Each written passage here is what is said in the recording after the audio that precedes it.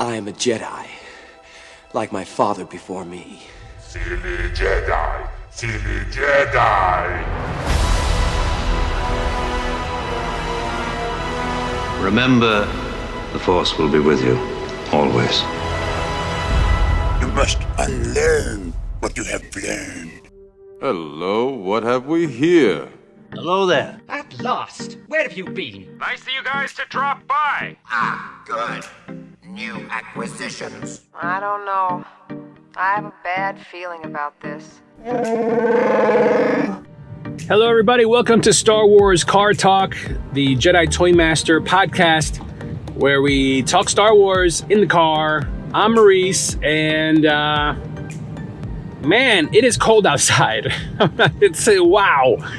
It's after a kind of a seclusive weekend. We didn't really go out much. It was we had some plans, and they kind of got canceled because COVID is canceling everything. So we ended up just kind of being home all weekend, and then it turned into a long weekend, and now here we are back at it.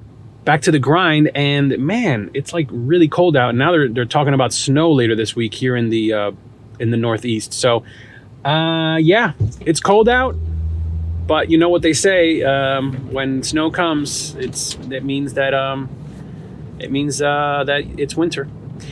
I guess that's what they say. I don't know, but Christmas is right around the corner, and wow, what a Christmas season it has been. I think. Because of the year that we've had, I feel like Star Wars, the entity that is Star Wars, thought it would be nice for us to have, us Star Wars fans, have as much Star Wars as possible leading up to the end of this year and beginning of the new year, which hopefully will bring some good things this new year. So, and I hope, you're all doing well, and I hope you guys are safe and healthy. So if you're watching on YouTube, thanks for watching. Yeah, that's it. I'm driving in the car. This is me. This is Star Wars Car Talk. The title is correct. This is not false advertising. It's not clickbait. This is Star Wars Car Talk. I talk Star Wars in the car. So if you're listening to us in podcast form, well, then thank you for doing that as well. And if you're doing it on iTunes, please make sure you give us a good review, and because I guess that helps the algorithm or whatever. And if you're watching, please make sure you like, subscribe, and do all that fun stuff. And you can also check us out on Instagram at Jedi Toy Masters, and also at Star Wars Car Talk. And we have an email in case you want to email us a funny joke or a limerick or something that you may want to find out and ask a question. That is JediToyMasters@gmail.com. So now that all that's out of the way, this has been a kind of interesting fall into winter because we had the start of The Mandalorian season 2. We've had like nothing but just week after week. It's just been amazing. And man, last week was no different. It was just an amazing episode. Spoiler alert, because we do talk spoilers here on Star Wars Car Talk. If you haven't seen last week's episode, well, I don't know what you're waiting for. If you're able to see it, then go ahead and watch it already. Which is funny because I think everybody now has a kind of a different like timetable or time or schedule or whatever of when they watch The Mandalorian. Some people wake up. Some people wait until like midnight, basically, and like it's like a midnight thing. They which is cool. It's very reminiscent of I just remember like going to see Phantom Menace episode 1 back in '99, and man, it was just so exciting to you got the midnight tickets, you got the midnight screening, and I think I did the same thing for Attack of the Clones and Revenge of the Sith. I think it's funny that the one that sticks out to me the most is obviously Phantom Menace, because that's the one that was like the most exciting, because it was like, wow, Star Wars is back. And I just remember being in college. It was my first year in college, and oh my gosh, like I remember standing online. This was before you can order tickets online, so you had to actually go to physically on the line. So we're at the theater in the morning online. Like this was like the Tuesday or Wednesday before that Friday when the movie was going to be released, and my friend and I are physically at the theater, and we were like the fifth and sixth person on the physical line outside the theater to buy advance tickets. There were like 3 other Star Wars nerds right in front of us. They got there extra early. We thought we were there early. And I actually had a calculus final that afternoon. So I'm literally standing online with my friend, going over notes, going like, I got to pass this calculus test. I don't even care about math. Star Wars is more important. And oh my gosh. So I just remember standing online, and then finally like another group of friends of ours came and relieved us so that we can go grab something to eat. And then I had to go and drive up to class and take my test, my final. And, giving my friend the money, like, okay, man, it's up to you. You got to buy the tickets, dude. It's all up to you. And it was just like, but then, obviously that Friday night was amazing. Going to the theater, no reserved seating. So like it was just like, try to get there as early as possible. And the theater was just packed. I think almost every auditorium that night was showing The Phantom Menace, because it just seemed like there was like 1,000 people there at the theater, and people were dressed up, people had their lightsabers and swinging them, and it was just amazing. There was guys dressed up like Darth Maul and dressed up like Obi-Wan and Qui-Gon. We didn't even know who Qui-Gon was, but people were dressed up like him. And it was just amazing. It was a magical night. We went as a group. We bought a bunch of tickets. So we had like, I think there was maybe 8 of us, 8 or 9, maybe even 10 of us. And none of us were able to sit together. I think, I forgot. I think I sat by myself, and I think a friend of mine sat in front of me. I had another friend sit behind me. And then my best friend was like 2 rows down in the aisle, so I can see him. So every so often he would turn around and be like, "Oh my gosh, did you see that?" And it was a magical night. And we don't really have that anymore. But the closest thing to that is that every week the new episode of The Mandalorian drops at midnight, or I think it's at midnight, I'm assuming. And yeah, there's those fans that have been waiting up and staying up late and live tweeting it, or live streaming their reaction to it. And guys like Star Wars Theory on YouTube have been doing that. But for me, and then I have a friend that actually texts me every Friday in the afternoon, and they're like, "Did you see it yet? Did you see it yet?" And I'm like, "Dude," because he wakes up at like 6 a.m. and basically watches it before anybody else is up in his house. So I don't have that luxury, although I do have a luxury, but not the luxury of watching it at midnight, and not the luxury of getting up early and watching it by myself in my pajamas as the sun comes up. No, we have Jedi Toy Masters have a tradition now of our Friday night movie and a pizza. So we have pizza. As my boys wait for me to get home from school. They're super excited, and then we get the table out. We put the table right in front of the couch, and we have our pizza. And before Mandalorian, we would just do a movie, and that's how we did. That's how we screened all of the Star Wars movies for them last year. And so now when it's Mandalorian season, it's Mandalorian on Friday night. So we watch. So actually, we've been doing a double feature. So we watch the episode of Mandalorian while we eat our pizza, and then after that, we kind of like let our brain return to its normal size after the swelling that happened during the episode, and then we'll watch a movie. We'll get comfy on the couch and watch a movie. It's been Christmas movies now, so. But that's been our tradition. So what's your tradition for watching Mandalorian? Let us know. Hit me up on Instagram and or on Facebook, or even email us and let me know what's been your viewing tradition for The Mandalorian. Because now we're at season 2. It's not going anywhere.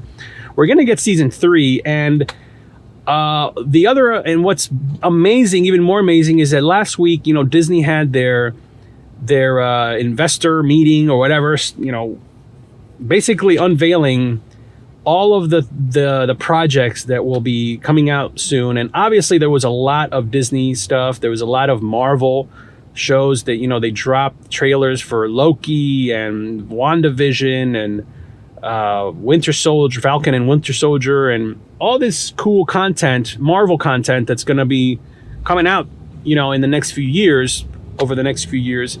But the amount of Star Wars content was alarming. Okay, so I kind of figured we were going to get an update on the Cassian Andor. I always say his name backwards. Cassian Andor. We were going to get an update on him, and we did. We got a nice little sizzle reel, a little behind the scenes action. Diego Luna is an executive producer on the show, so he's like super excited that he gets to be in the show and being a producer on the show. And we saw like sets being built, and we saw locations, and wow, it's going to be pretty cool. So I'm actually, I wasn't really that excited about that show. I mean, it's Star Wars, so yeah, of course I'll watch it. But now, with the knowledge of seeing what they can do on a TV budget, how they've handled The Mandalorian, and how every episode is so cinematic to me that you can basically piece together like a bunch of episodes of Mandalorian and basically make a full-length movie. And I think it would work. It would translate to the big screen. With Andor, wow, it looks like we're in for a treat with that show. So I'm super excited about that. And we got a little title reveal for Obi-Wan, the Obi-Wan show. So I mean, we obviously knew that it was an Obi-Wan show, but they did a cool little logo title reveal. And with that was the amazing news that it's official, and Hayden Christensen, Anakin Skywalker himself, will be in the show. So that was oh my gosh, like my brain was already nice and warm and melty when we saw that Andor sizzle reel, and then I find out that Hayden Christensen is coming back, and that's when my brain started to goo and drip out of my ears, because I just couldn't believe it. So that's just amazing. Whoa, it's sunny. That's just amazing. Now, to what capacity is he going to be in the show? Is it going to be a Force vision? Is it going to be flashbacks? Are we going to get Obi-Wan, Anakin flashbacks from like the Clone Wars? Because that would be really cool too. So yeah, Kenobi, wow. Kenobi is shaping up to be an experience. I mean, my goodness. It's a shame we're probably, I mean, the way it looks, it might just be one season, and maybe they won't even call it a season. This might be just like maybe like a mini series, so it's just like one long movie, a mini series, kind of like how the way Zack Snyder is now doing the Snyder cut of Justice League, and he's able to make it as deep and long as he wanted the movie to be. So they're breaking it up into basically like 3 or 4 parts, so I think in that sense, to do a Kenobi series, I think it works this way, that it's it's you don't want to do just a movie, but you want to be able to play around and explore and tackle a lot of different things that with that character. And you can't do that in one movie. You can't do that in one like 2-hour movie. So how about you do that make it into a very long movie, and that's doing it like a miniseries. And I think that would work. I mean, the fear is that if you do like a season 2 of it, then it's like you might lose a little bit of interest. It might be a little tough to kind of come up. I mean, I'm sure it's not tough to come up with stories, but I think I don't know. You pay tribute to the character. You pay more homage to the character by not giving us too much. So, as painful as it is, I think one season, one nice long miniseries of Kenobi is amazing. And you know, we're also getting a lot more. I mean, this is just the tip of the iceberg. I mean, I think Disney and Lucas just like had diarrhea of the mouth when they announced all this stuff, because I'm just amazed at how much stuff is actually announced. There's a couple of other, there's a couple of films also announced. I mean, you have Rogue Squadron, which I was like, what? Rogue Squadron, directed by Patty Jenkins, who's just coming off of Wonder Woman and Wonder Woman 84. You have Acolyte, I think it's called. I think that's going to be a movie. It appears to be based on the High Republic, which is basically the Old Republic. So that's kind of cool that we're going to get like an Old Republic movie. It would have been nice if we would have gotten an Old Republic trilogy, and kind of like follow a group of characters, through a series of movies, like a trilogy. That then, kind of like, not that it leads up to the prequels, but that it would kind of like pave way to like, yes, and that's how we then got to where we were in the prequels, and so I thought it would have been nice to have gotten a film series based on the Old Republic, but I think they're just they're playing it safe. They're playing it safe because, a lot of the backlash from the sequel trilogy was that there was poor planning and they dumped all this money into these movies. And yeah, they made money, but at the cost of maybe kind of making a lot of fans kind of question the quality of moving forward. So for them to then go and dump a lot of money and make another 3 theatrical release movies, they better be good. There better be a fan interest. There better be, a lot of, interest in them, because otherwise they could be flops. Look what happened with Solo. So the fact that they're going to do one, I guess that's fine. I mean, maybe it's a very concise story. Maybe it's, we'll see as more information gets released, in the upcoming months and into the new year. You have Ahsoka. Ahsoka's going to get her own show, which I thought was interesting. So basically, Rosario Dawson's appearance on The Mandalorian was basically like a backdoor pilot for Ahsoka. And Ahsoka is going to take place in the Mandalorian timeline. So it's during that same time. So we can maybe pick up her story as she is searching for Grand Admiral Thrawn.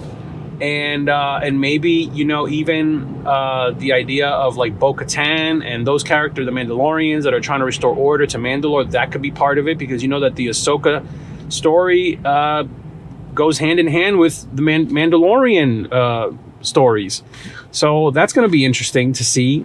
I mean, maybe, she'll have, recruit Captain Rex for one last mission to go find Ezra and Admiral Thrawn. I mean, that just sounds amazing. A live action sequel, basically, to where we left Star Wars Rebels, the animated show. That's kind of cool. So, all right. So we have Andor, we have Ahsoka, we have Acolyte, we have Rogue Squadron. What am I missing here? We have a Lando series announced. We don't know what time period it takes place in, if I'm not mistaken. If I'm wrong, hit me up on Instagram or shoot me an email and let me know. But or comment down below if you're watching. A Lando series, and what's this guy's name? Glover.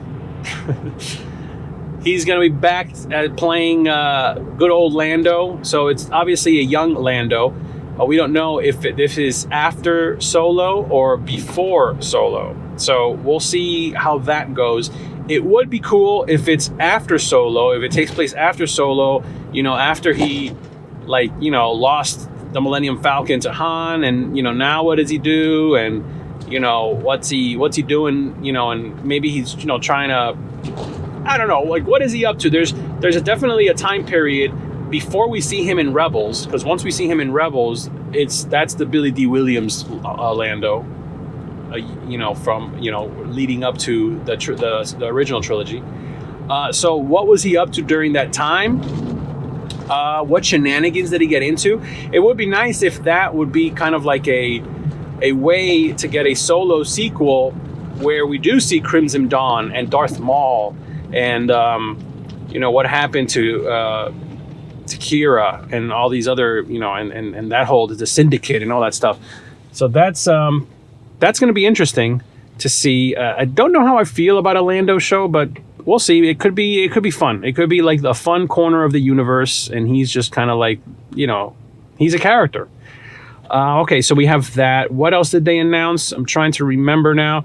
We have Obi-Wan as well. Oh man, so much stuff. Oh, we have an animated show. We have The Bad Batch, which is basically a direct sequel to Clone Wars, because it basically takes place right after basically the end of Clone Wars, after episode 3. What happens right after episode 3 with all the clones and this Bad Batch of clones that are like the Special Mission Force? These are the G.I. Joes of the clones, of the clone army. So what happens then, you know? And what an amazing trailer we got of definitely the same animation style that we're used to with Clone Wars.